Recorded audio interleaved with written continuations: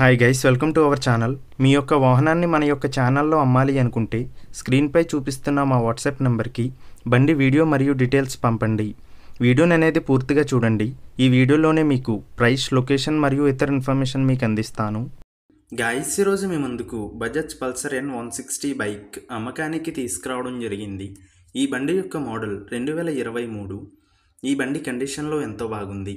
ఈ బండిపై ఎటువంటి రిపేర్స్ మరియు ఎటువంటి కంప్లైంట్స్ లేవు అని ఓనర్ మనకి చెప్పడం జరిగింది. ముందుగా ఎటువంటి అడ్వాన్స్ పేమెంట్ చేయవద్దు. అడ్వాన్స్ పేమెంట్ చేసి మోసపోవద్దు.